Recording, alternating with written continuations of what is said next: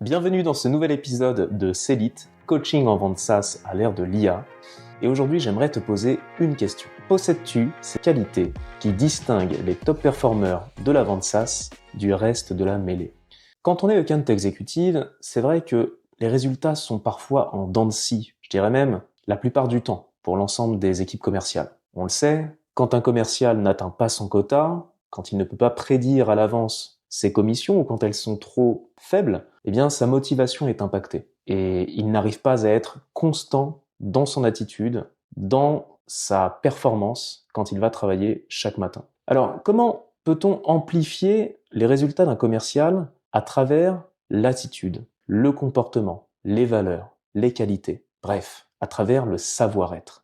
C'est la question qu'on va se poser aujourd'hui parce que, en effet, on pourrait être tenté quand on n'est pas performant dans la vente, B2B, de se dire que la faute vient des autres. Elle vient du collègue d'à côté. Elle vient du territoire qu'on nous a attribué. Elle vient du marché qui est trop compliqué. Ou de ce client ou de ce prospect qui ne joue pas le jeu du cycle de vente qu'on souhaite mettre en place.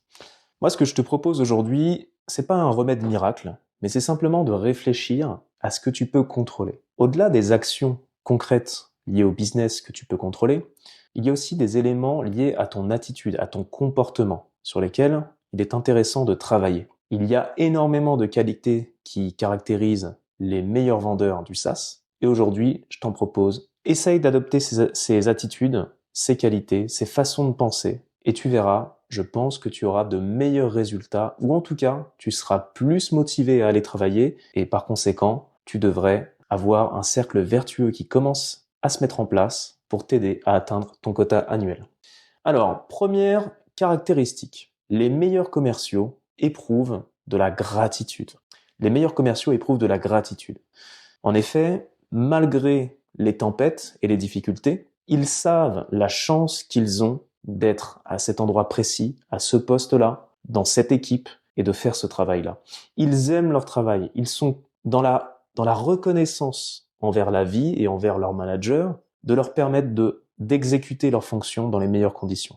Et en fait, cet état d'esprit de gratitude va te faire switcher d'une mentalité, je dirais, de victime, qui repousse la faute sur les autres ou sur le marché ou sur les circonstances inexpliquées ou l'incontrôlable, à une posture de responsabilité où tu retrouves en fait la force en toi de changer ta destinée, car tu remercies en fait finalement la vie de t'avoir mis devant de telles circonstances. Pour te donner un exemple, quand j'étais chez Click en milieu de carrière, je venais de faire un bond en termes de carrière, je passais de chez Cegid à Click et à l'époque, j'avais vraiment eu une augmentation significative de mon salaire et de mes responsabilités. Donc j'étais extrêmement reconnaissant à l'égard de mon manager à cette époque-là, de m'avoir permis en fait de rejoindre cette équipe et de tenter ma chance parmi une équipe qui était composée principalement de commerciaux bien plus expérimentés que moi.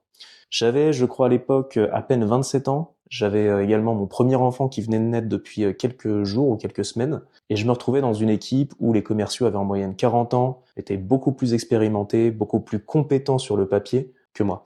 Donc je me suis donné à 200%. J'étais tellement content d'avoir ce job que j'ai surperformé, j'ai dépassé mon quota annuel. Et là, après 8 mois de 7 ou 8 mois de 7 mois pardon de travail, eh bien, il y a eu une réorganisation puisque cette entreprise faisait partie d'un fonds d'investissement et des layoffs ont eu lieu, c'est-à-dire des licenciements de masse à travers toute l'entreprise ont eu lieu à cette époque-là, en 2017.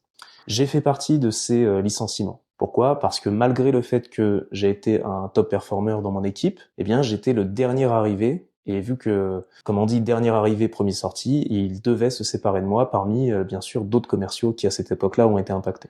Bon. Je reçois cet appel de mon manager le 2 janvier. Je venais de célébrer la nouvelle année, j'étais en train de me projeter à acheter une maison, etc.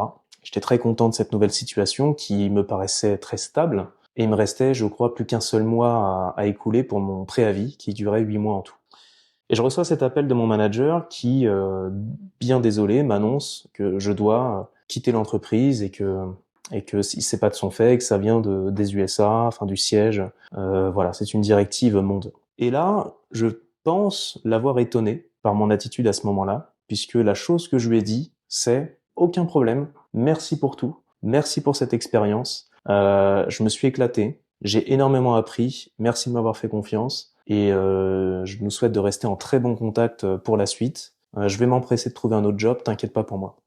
Et je sais qu'il était assez désarçonné de mon attitude. Il ne s'attendait pas, en fait, à ce que je vois les choses en positif. Et il pensait que j'allais être soit triste, soit énervé, frustré, déçu. Pas du tout. Pas du tout. J'étais vraiment dans la gratitude par rapport à cette expérience. Du coup, ce que j'ai fait, c'est que le lendemain, ou l'après-midi même, je sais plus, sans tarder, j'ai commencé à regarder les jobs qui étaient ouverts, à postuler à droite, à gauche. Très vite, j'ai eu de belles opportunités et en moins de 3 semaines, j'ai trouvé mon prochain job qui aura également été un nouveau tremplin dans ma carrière chez Box en tant qu'account exécutive à Paris, dans une équipe extraordinaire et dans une boîte aussi extraordinaire avec de magnifiques valeurs et qui offrait également même un salaire légèrement supérieur à ce que j'avais à cette époque-là. Donc, au final, le fait d'être resté positif, d'être dans la gratitude, m'a permis de rebondir très très vite et j'étais hyper content de là où j'avais atterri. Donc, toute cette longue anecdote, simplement pour le fait de partager avec toi que tu dois toujours, à mon sens, te rappeler que tu as de la chance.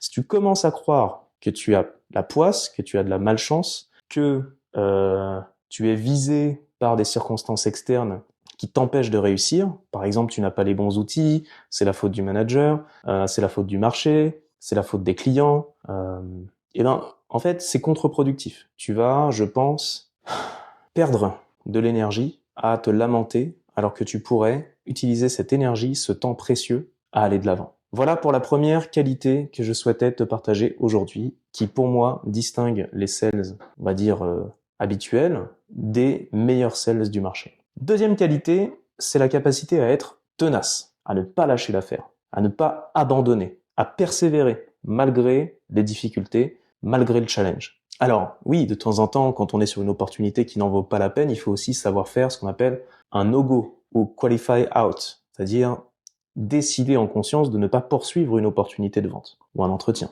Par contre, quand on a ses chances de réussir, quand on croit en ses capacités et en les probabilités de gagner un deal ou de remporter un job, il faut persévérer.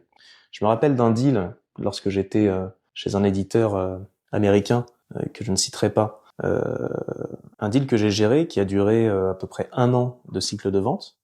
Eh bien, dès le départ, quand j'ai reçu cette opportunité, le destin pouvait laisser croire que ce deal n'allait pas se faire. En fait, il y avait déjà un commercial qui était en charge de répondre à un RFP sur ce deal. Ce commercial s'est fait incendier par le client, expliquant qu'il avait un comportement complètement odieux, inapproprié, qu'il mettait un excès de pression, que ça n'allait pas du tout et qu'ils étaient à 2 doigts de nous sortir du processus de RFP.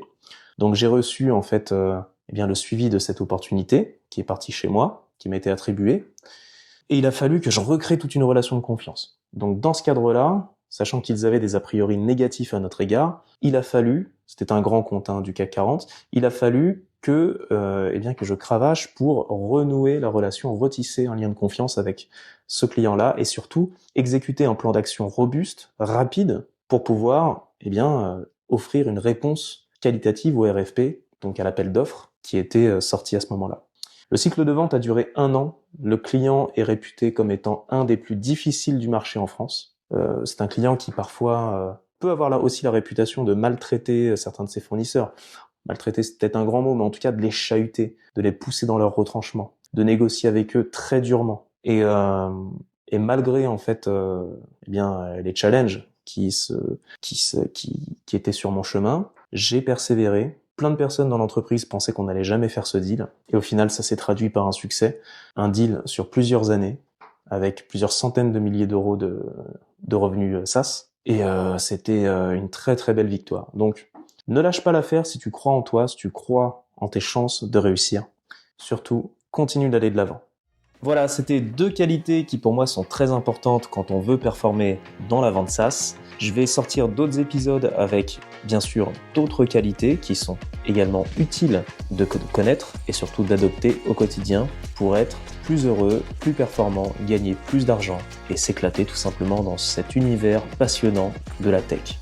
Je te dis rendez-vous au prochain épisode. En attendant, si tu as besoin d'échanger avec moi, sache que tu peux prendre rendez-vous très facilement pour explorer l'idée d'un coaching personnalisé ou tout simplement rejoindre notre communauté de commerciaux du SaaS. Je te souhaite une très bonne journée et à bientôt sur Célite.